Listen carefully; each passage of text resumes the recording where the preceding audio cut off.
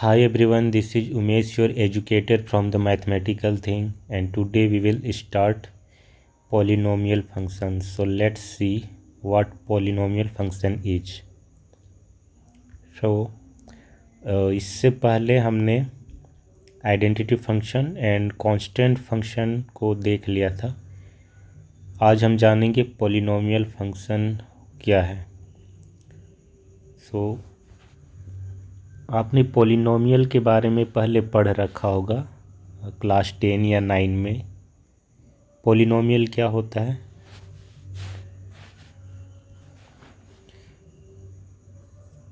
a0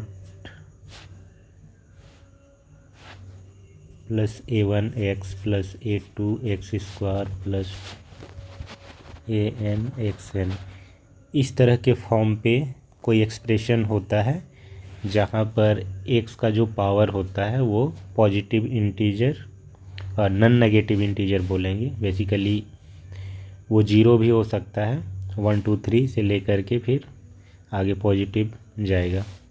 और ये जो a0 a1 a2 ये रियल नंबर होंगे, है ना, ये कांस्टेंट होंगे, रियल नंबर होंगे। तो यहाँ पर n जो है, n के अलग अलग वैल्यू के लिए इस पॉलिनोमियल के कुछ अलग अलग नाम होते हैं, कुछ सर्टेन डिग्री तक, उसके बाद के नाम नहीं हैं। जैसे कि अगर n = 0 होगा, अगर n 0 होगा तो इस पॉलिनोमियल में, इस एक्सप्रेशन में सिर्फ a0 ही होगा, है ना, सिर्फ a0 होगा तो ये कांस्टेंट हो जाएगा। अगर n = 1 होगा तो a0 प्लस a1 x तक जाएगा, क्योंकि x पे पावर 1 है, तो n का वैल्यू 1 यानी कि x पे पावर 1 तक जाएगा। तो ये वाला चीज़ लीनियर हो जाता है। n = 2 के लिए ये a0 से स्टार्ट होगा, a1x जाएगा, फिर a2x² तक जाएगा, ये क्वाड्रेटिक हो जाएगा। उसी तरह जब ये 3 तक जाएगा तो इसका क्या नाम हो जाएगा? इसको बोलेंगे क्यूबिक, ठीक है। n = 4 के लिए फिर बाई क्वाड्रेटिक बोलेंगे इसको क्या बोलेंगे? क्यूबिक, इसको क्वाड्रेटिक, और इसको लीनियर, इसको कांस्टेंट, ठीक है। इसके आगे भी n का अलग अलग वैल्यू के लिए फिर जाता है। तो ये पॉलिनोमियल हो गया हमारा। इसी को हम एज ए फंक्शन आज जानेंगे, ठीक है।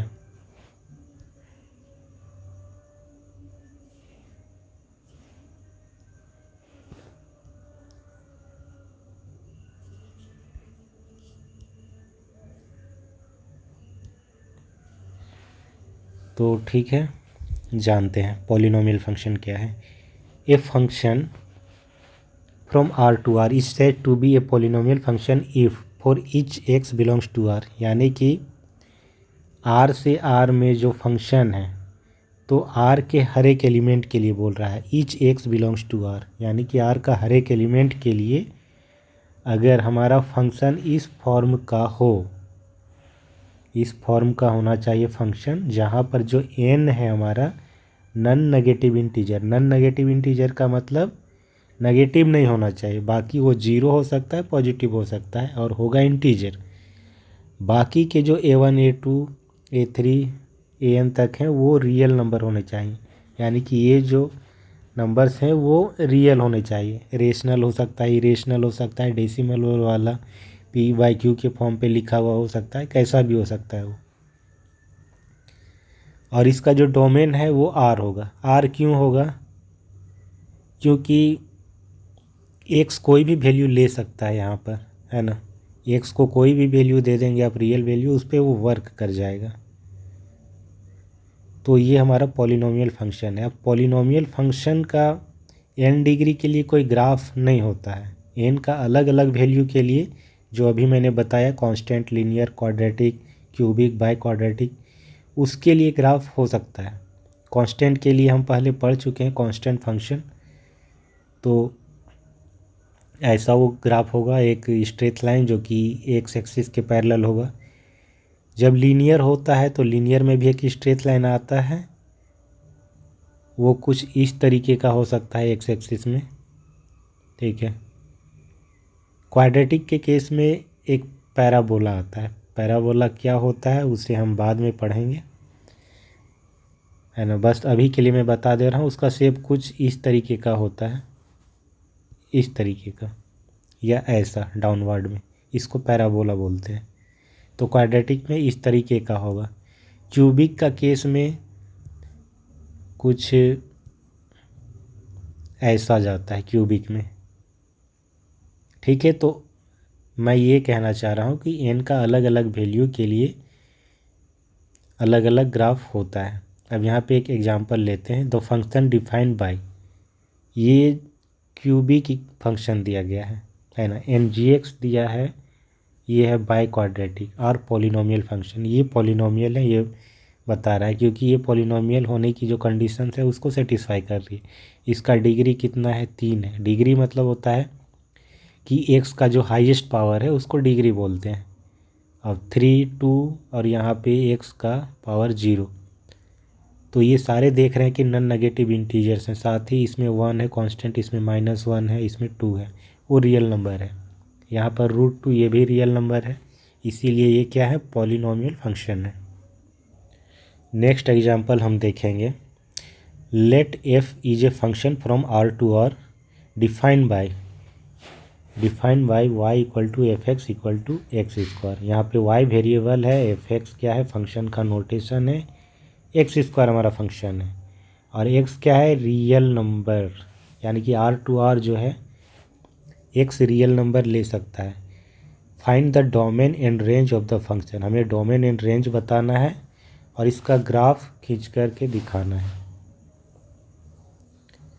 डोमेन क्या होता है, ये जो मैपिंग दिया है ना, यहीं से पता चल जाता है डोमेन क्या है। डोमेन हमारा आर है। वैसे एक तरीका भी है डोमेन निकालने का, कि जो फंक्शन हमें दिया गया रहता है ना, उसको हम देखते हैं कि ये जो फंक्शन है कौन कौन से वैल्यू ले सकता है। क्या कोई ऐसा वैल्यू है जिस पर ये अनडिफाइंड हो जा रहा हो, तो ऐसा नहीं है। उदाहरण के लिए हम देखेंगे कि F X equal to 1/x, ये ऐसा फंक्शन है कि यहाँ पर अगर x इक्वल टू 0 आप रख देते हैं तो ये अनडिफाइंड हो जाता है। इसके अलावे आप x को कोई भी वैल्यू दे दें, कोई भी रियल नंबर दे दें, तो उस पर ये फंक्शन काम करेगा, एक्सेप्ट x इक्वल टू 0, है ना। x को आप कोई भी रियल वैल्यू दे दें, ये फंक्शन उस पर बिल्कुल वर्क करेगा। वर्क करने से मतलब है कि जब आप x को कोई वैल्यू देते हैं तो ये फंक्शन आपको कुछ रिटर्न करता है। इनपुट आउटपुट सिस्टम मैंने बताया था ना कि फंक्शन एक रूल है, एक इनपुट आउटपुट सिस्टम की तरह है कि आप कुछ वैल्यू देते हैं, बदले में वो आपको रिटर्न करता है। जो वैल्यू आप दे रहे हैं इंडिपेंडेंट वेरिएबल को और रिटर्न कर रहा है वो हमारा डिपेंडेंट वेरिएबल का होता है। तो यहाँ पर x को 1 दे देंगे, 2 दे देंगे, माइनस में दे देंगे, वो आपको रिटर्न कुछ ना कुछ करेगा। x इक्वल टू 0 जैसे ही आप रखते हैं ये फंक्शन हो जाता है अनडिफाइंड, यानी कि x इक्वल टू 0 जो है ये हमारा डोमेन में नहीं होगा, यानी कि उसके डोमेन पे ये पॉइंट नहीं होगा, क्योंकि उस पर ये अनडिफाइंड है। तो फंक्शन का डोमेन क्या हो जाएगा इस केस में, इस फंक्शन के लिए बता रहा हूँ मैं, डोमेन ऑफ f क्या हो जाएगा, r हमारा होता है सेट ऑफ रियल नंबर, यानी कि सारे रियल नंबर, ठीक है। लेकिन 0 पे काम नहीं कर रहा है तो हम क्या करेंगे, 0 को हटा देंगे r से, ठीक है। इसका मतलब है कि सेट ऑफ रियल नंबर से हम 0 को हटा दे रहे हैं और जो बाकी नंबर बच रहे हैं उसको ये सेट रिप्रेजेंट कर रहा है, 0 को छोड़कर बाकी रियल नंबर। अब इसको करली ब्रासेस में लिखने का क्या मतलब है, 0 को मैंने करली ब्रासेस में क्यों लिखा है, देखिए ये जो r है ना ये हमारा सेट है और 0 क्या है, एक एलिमेंट है। तो सेट में हम एलिमेंट को माइनस नहीं करते हैं, सेट में सेट को ही माइनस करते हैं, घटाते हैं या निकालते हैं उसमें से, है ना। ये हम लोग पहले पढ़ चुके हैं कि एक सेट और दूसरे सेट का डिफरेंस कैसे निकालते हैं। तो एक सेट में दूसरे सेट को ही निकाला जा सकता है। तो 0 को इसीलिए करली ब्रासेस में लिखा जाता है। करली ब्रासेस का मतलब ये एक सेट बन गया, एक सेट बन गया 0 है जिसका एलिमेंट। ठीक है, तो ऐसे डोमेन निकालते हैं। अब हम आते हैं अपने क्वेश्चन पे।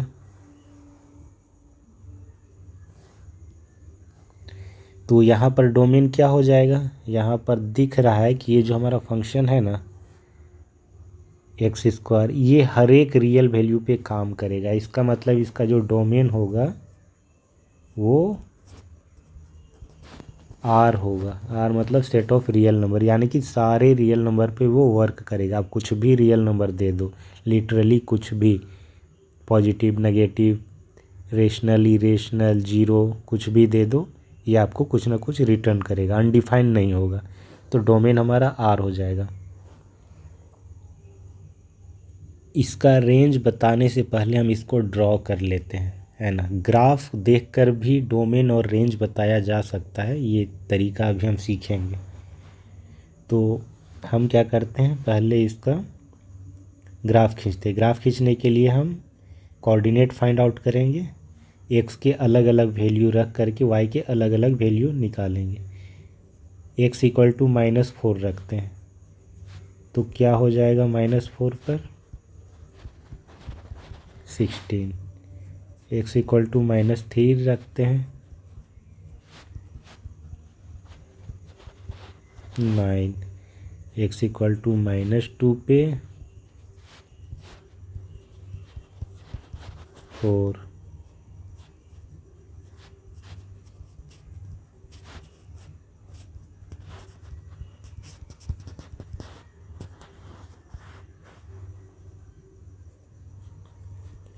और 0 पे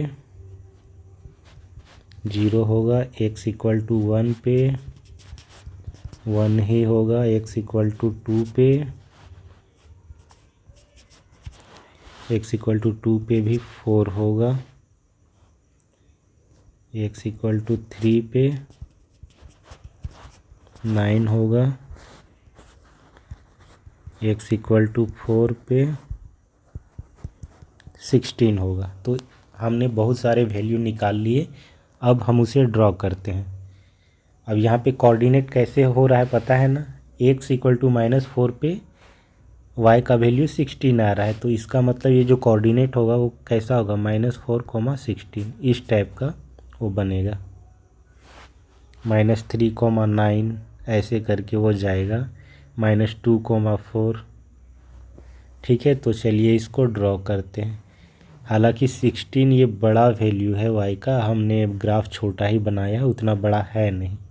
तो -4, 16 अगर देखें तो ये इधर ऊपर कहीं जाएगा। ठीक है, नेक्स्ट पॉइंट को हम करते हैं, -3, 9, ये भी कहीं ऊपर इधर जाएगा। -2, 4 ये हम मार्क कर सकते हैं, -2, 4 इधर कहीं पर आएगा। फिर है -1, 1 इधर कहीं पर आएगा।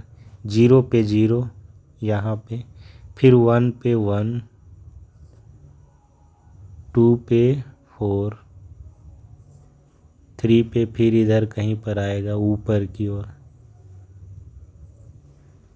तो ऐसे जाएगा हमारा। अब हम इसको जब मिलाएंगे तो हम देखते हैं कि इसका ग्राफ कुछ ऐसा बनता है।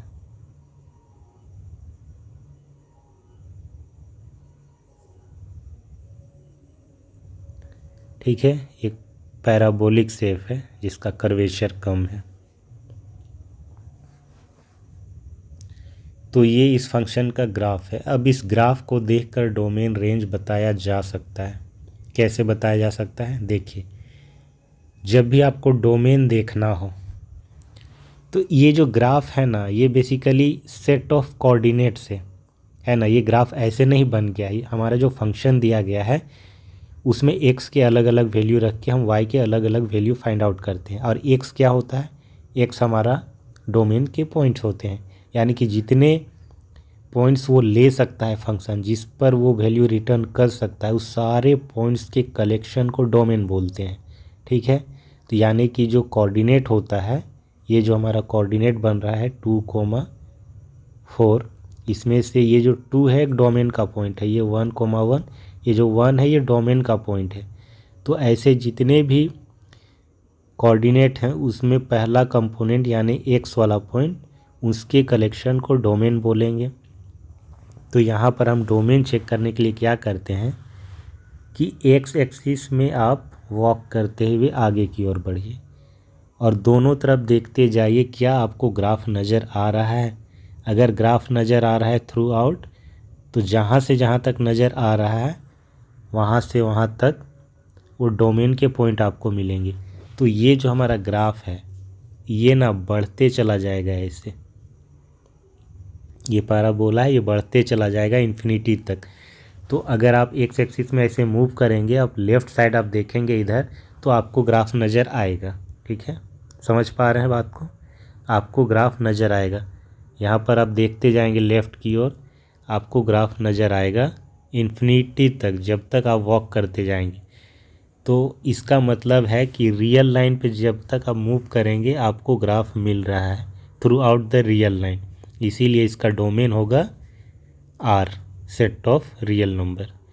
और रेंज की बात करें तो रेंज जानने के लिए हम क्या करते हैं, वाई एक्सिस के अलोंग मूव करते हैं और देखते जाते हैं कि ग्राफ कहाँ से मिलना शुरू हो रहा है और कहाँ तक ख़त्म हो रहा है।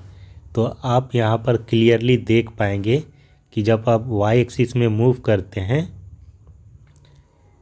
तो 0 से नीचे इधर तो ग्राफ है ही नहीं, 0 के बाद ऊपर है। तो इसका मतलब 0 से स्टार्ट हो रहा है ग्राफ हमें दिखना, हम इधर मूव करेंगे, वॉक करेंगे वाई एक्सिस में, ऊपर की ओर जाएंगे और दोनों तरफ देखते जाएंगे क्या ग्राफ दिख रहा है। तो जैसे आप 0 पार करेंगे आपको दोनों तरफ ग्राफ नज़र आएगा, इधर भी इधर भी, इधर भी इधर भी, बढ़ते चले जाइए, आपको थ्रू आउट इधर दोनों तरफ ग्राफ दिखते ही जाएगा टिल इन्फिनिटी। और ये स्टार्ट कहाँ हुआ, ये हुआ 0 से। तो इसका मतलब जो रेंज होगा ना वो 0 से स्टार्ट होगा और जाएगा इन्फिनिटी तक, 0 इंक्लूडेड होगा इसमें।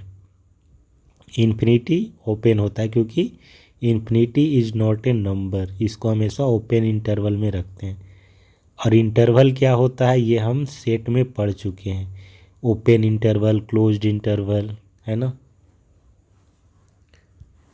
तो समझ गए, ग्राफ देख करके बताया जा सकता है रेंज क्या हो जाएगा इस फंक्शन का, 0 से इन्फिनिटी, 0 क्लोज्ड, इन्फिनिटी ओपन।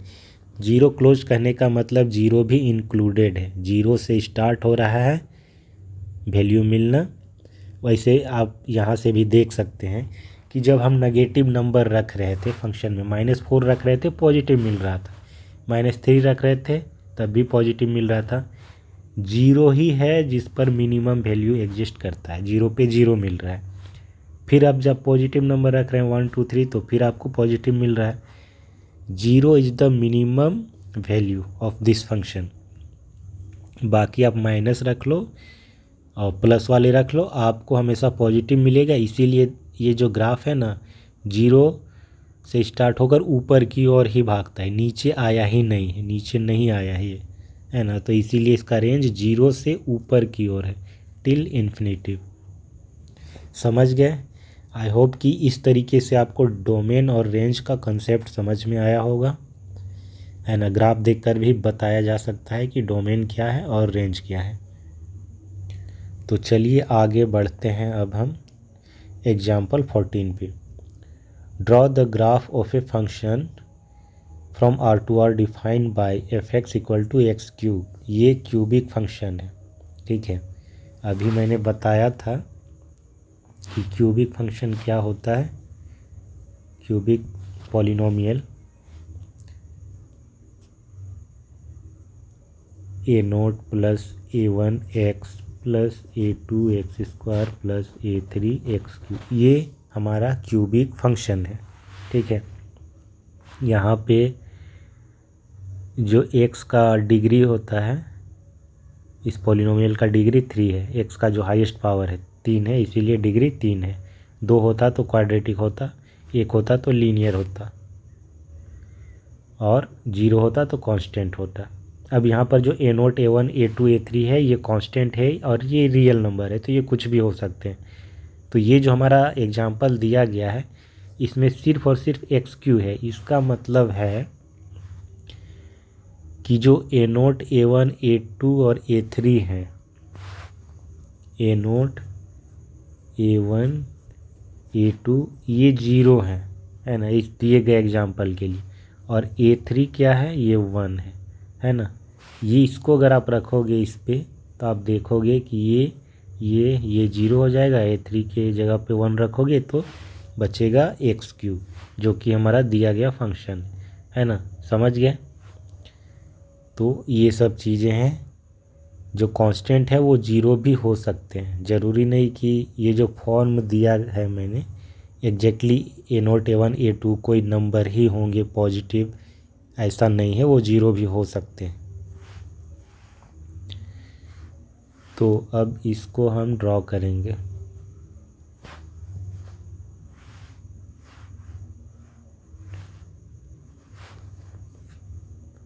तो ड्रॉ करने के लिए हम x का वैल्यू रख के y के वैल्यू निकालेंगे। y यानी कि फंक्शन का वैल्यू, ये जो f(x) है फंक्शन, यही हमारा y होता है, इसी को y बोलते हैं।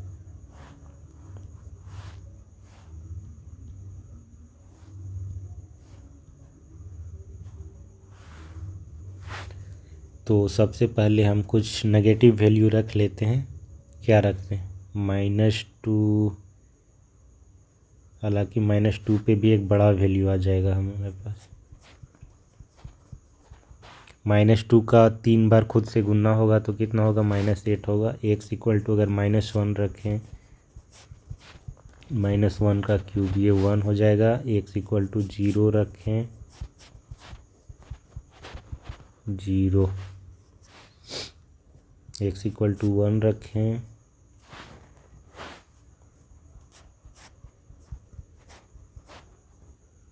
ये 1 होगा। x इक्वल टू 2 रखें, ये 8 होगा। अब हम इसको इस ग्राफ पे पुट करते हैं। -2, 8 हमारे पास कोऑर्डिनेट क्या आ गया? -2 रखने पे क्या आ रहा है? 8 आ रहा है। -2, 8 हो गया। -1, 1 हो गया। 0, 0 हो गया। 1, 1 हो गया। 2, 8 हो गया। और भी आ सकते हैं पॉइंट्स, बट उतना करने की ज़रूरत नहीं है क्योंकि ग्राफ हमारा छोटा ही है। उतने बड़े वैल्यू हमने नहीं लिए हैं, 1 से लेकर 5 तक ही लिया है। तो -2 पर क्या होगा? 8। -2 पर 8, इधर ऊपर कहीं आएगा, 6 तो यहीं है, 7, 8 यहाँ पे। -1 पे 1 यहाँ पे, 0 पे 0, 1 पे 1। ना ना ना ना, गलती कर रहा हूँ मैं।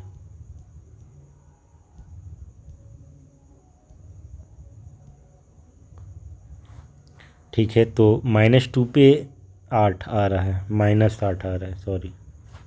-2 पे -8 यानी कि 5 यहाँ है, 6, 7, 8 इधर नीचे कहीं पर आएगा, इधर। -1 पे 1, -1 पे -1 होगा ये। -1 पे -1 यानी कि नीचे। 0 पे 0, 1 पे 1, फिर 2 पे 8 इधर कहीं। अब इसको जब मिलाएंगे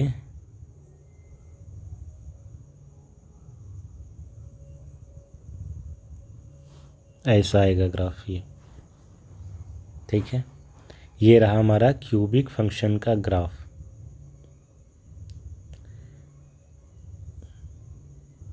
नेक्स्ट हम देखेंगे रेशनल फंक्शन क्या होता है। रेशनल नंबर आप पढ़ चुके हैं, जो p/q के फॉर्म पर होता है और pq इंटीजर होता है। उसी तरीके से रेशनल फंक्शन भी होता है।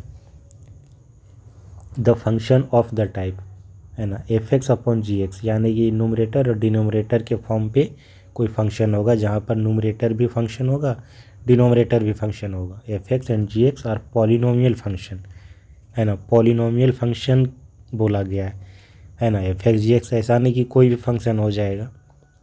अब यहाँ पे कोई ट्राइग्नोमेट्रिक फंक्शन साइन कॉस वाला होगा तो उसको फिर रेशनल फंक्शन हम नहीं बोलेंगे, यहाँ पर पॉलिनोमियल फंक्शन की बात कही गई कि एफ एक्स और जी एक्स दोनों पॉलिनोमियल होने चाहिए। Define in a domain where G X not equal to zero, यानी कि नीचे वाला जो फंक्शन है वह जीरो के इक्वल नहीं होना चाहिए, क्योंकि जीरो हो गया तो फिर तो अनडिफाइंड हो जाएगा। ठीक है, तो ये कंडीशन होने पर ये वाला फंक्शन कहलाएगा रेशनल फंक्शन। एक एग्जांपल अब लेंगे, डिफाइन द, अच्छा अगेन ये जो रेशनल फंक्शन आया है हमारा, इसका ग्राफ के बारे में अभी नहीं कहा गया है कि इसका ग्राफ कैसे होगा, क्योंकि वो डिपेंड करता है कि न्यूमरेटर कैसा है, डिनोमिनेटर कैसा है। वो पॉलिनोमियल है और पॉलिनोमियल तो अलग अलग डिग्री का हो सकता है, तो उसका ग्राफ भी वैरी करेगा, है ना, एक फिक्स ग्राफ नहीं हो सकता है। एग्जाम्पल 15 देखते हैं, define the real valued function F from R minus zero to R defined by F X equal to 1/x। X जहाँ पर आर माइनस जीरो से है, what is the domain and range. Domain तो लिख ही दिया है, फिर भी पूछ रहा है। देखिए ये जो हमारा मैपिंग डिफाइंड है ना, हमारा फंक्शन डिफाइंड है, ये हमारा डोमेन से लेकर के को डोमेन तक डिफाइंड होता है। तो ये चीज़ हमारा डोमेन है आर माइनस जीरो, ठीक है, यही हमारा डोमेन है। पूछ भी रहा है कि डोमेन क्या है, और जो तरीका मैंने बताया थोड़ी देर पहले उससे भी हम देख सकते हैं डोमेन निकाल करके। एफ एक्स क्या है हमारा 1/x है। ये फंक्शन डिफाइंड कब होगा, F X will be defined when X not equal to zero, है ना। ये जो फंक्शन है हमारा तभी डिफाइंड होगा जब ये नीचे वाला जीरो ना हो, है ना। बाकी किसी भी वैल्यू पर एक्स को कोई भी वैल्यू दे दो ये डिफाइंड होता है, बस एक्स इक्वल टू जीरो दे देने पर ये अनडिफाइंड हो जाता है, इसीलिए X not equal to zero होगा। ठीक है, एक्स जीरो नहीं होना चाहिए। तो इसका डोमेन क्या हो जाएगा, डोमेन ऑफ एफ सारे वैल्यू ले सकता है, सारे के सारे real number except zero, zero को हटा देंगे, यही हमारा डोमेन है। और सेम चीज़ आपको यहाँ पर भी दिया गया है, जो मैपिंग है आर माइनस जीरो से है ना, जीरो को हटा दिया गया है क्योंकि जीरो पर डिफाइन नहीं है फंक्शन, इसीलिए इसका डोमेन क्या हो जाएगा, आर माइनस जीरो हो जाएगा। अब बात करेंगे इसकी रेंज की। इसका जो रेंज होगा ना वो भी रियल नंबर होगा, पूरा का पूरा रियल नंबर।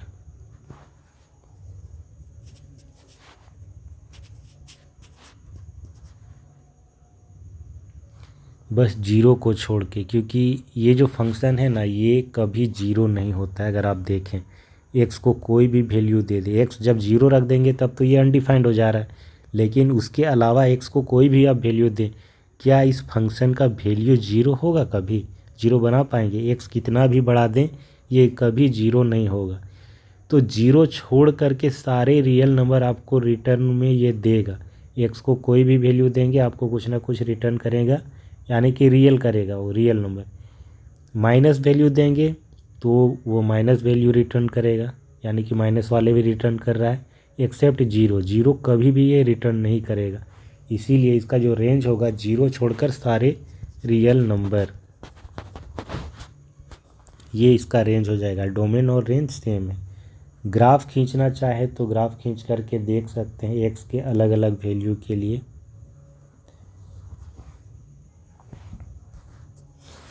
चलिए ग्राफ ही करके देखते हैं इसका एक्स एफ एक्स।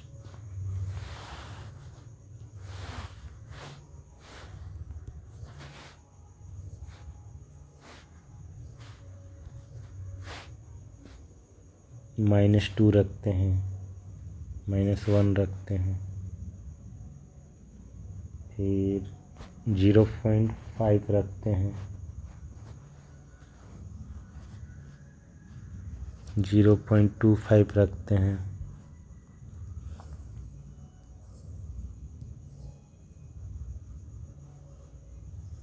फिर 0.5 रखते हैं, 1 रखते हैं, 2 रखते हैं। इस पर वैल्यू निकाल कर देखेंगे।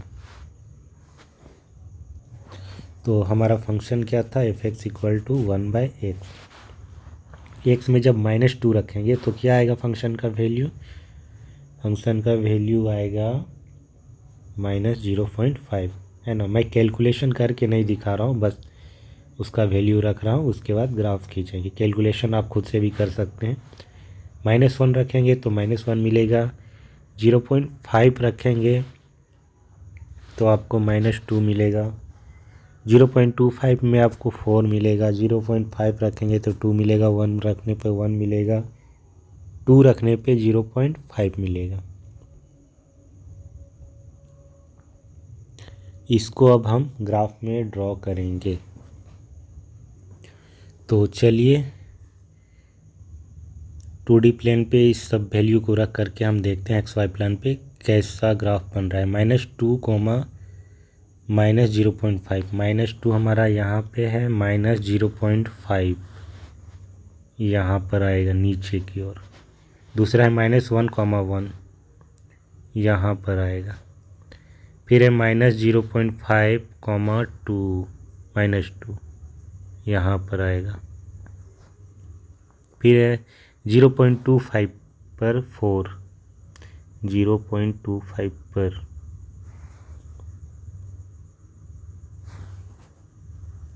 इधर, 0.5 पर 2 इधर, 1 पे 1 इधर, 2 पे आ रहा है 0.5 इधर, फिर ये इधर की ओर आएगा ऐसे। ठीक है, तो जब इसका ग्राफ, इसको मिलाएंगे हम डॉट्स को,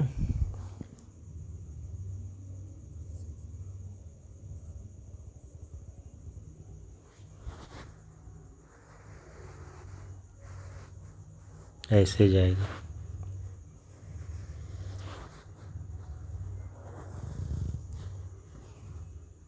ठीक है, इस ग्राफ का नाम है रेक्टेंगुलर हाइपरबोला।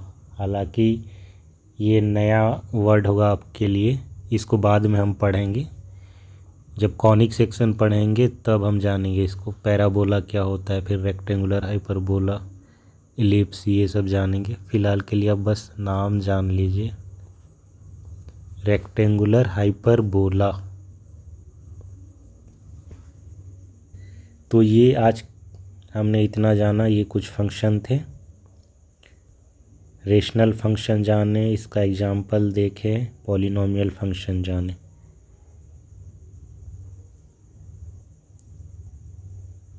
तो आई होप आज का सेशन आपको अच्छा लगा हो।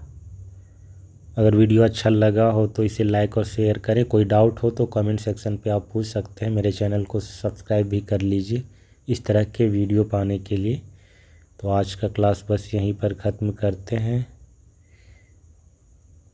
Thanks for watching, bye.